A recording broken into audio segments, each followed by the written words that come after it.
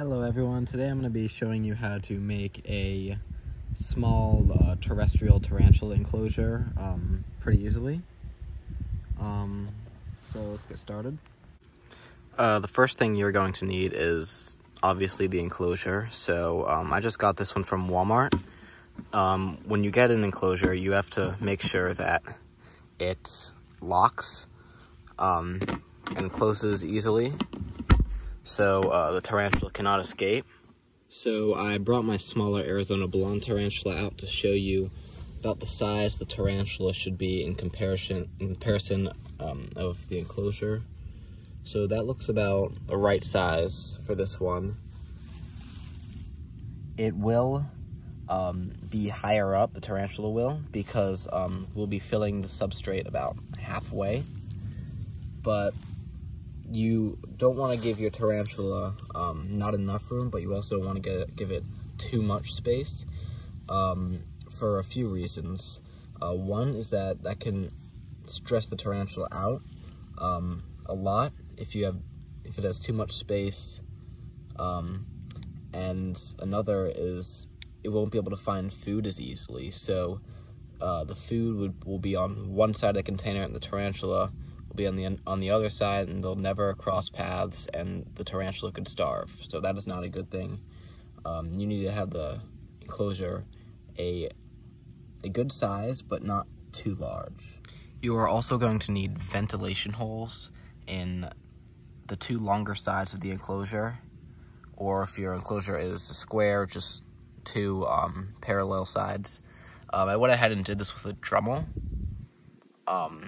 already, because that would have been kind of boring watching me do that. But it's not really something to worry about with larger tarantulas, but with spiderlings, you want to make sure that the air holes are smaller than the body of the tarantula, because they can squeeze their legs in and get out through there. But with the tarantula that would be going in this enclosure, that's usually not very much to worry about. So I like to use 3 kinds of substrate in general. This is Reptisoil. It is a mixture of a lot of different things, like peat moss, just a lot different soils. This is just peat moss. It helps retain moisture a lot. So that's very good for tarantulas that need higher humidity. And this is just coconut fiber. It sort of just fills in the space more, but it's cheap, and it works really well for tarantulas. So I'm gonna start by pouring the Reptisoil in. I think all that will work. And then I'm going to put the peat moss in.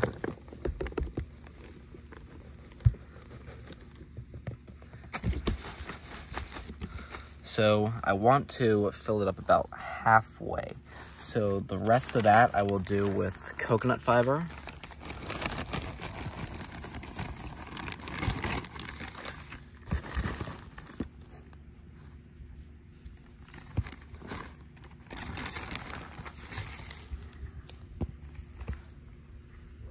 That looks about good. All right, so now what I'm gonna do is I'm just gonna mix it all up so we get everything about even, because there'd be no point in putting the other stuff in if it wasn't going to come into contact with it at all.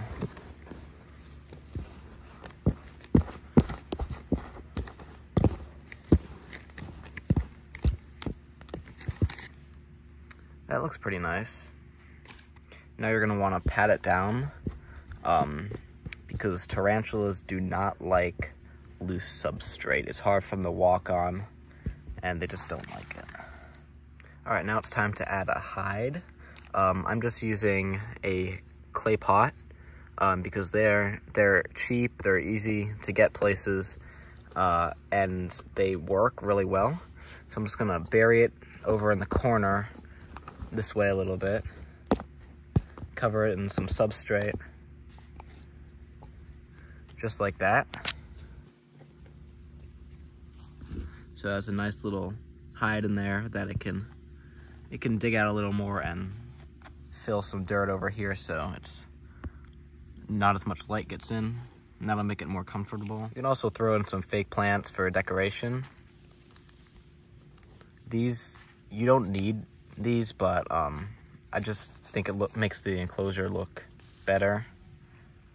And one thing you absolutely need for a tarantula is going to be a water dish, since they do dehydrate rather easily. So you want to bury that in there a little bit, just like that.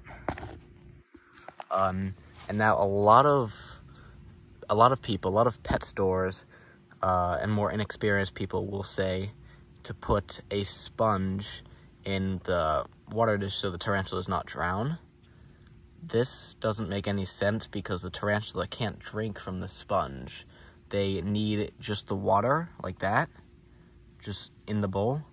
And they won't drown in a water dish. They can swim, not great, but they can swim, so they will not drown in a water dish. They can climb out of it.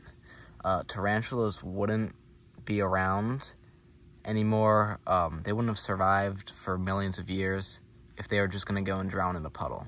So they don't need a sponge in the water dish, no matter who tells you that, but you do need a water dish, and you want to fill that up whenever it's looking dry or looking kind of dirty with filtered water. So like usually water bottles or a water filter, you can just fill it up with that whenever it needs to be filled. So I think that's about it for this one. You do not need a heat lamp or a heat pad for any tarantulas. A general rule with tarantulas is if you're comfortable, then they are in terms of heat.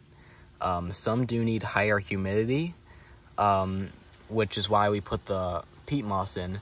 So the ones with higher humidity, you will spray down with the same kind of water you use for the water dish, filtered water, and just keep it more humid.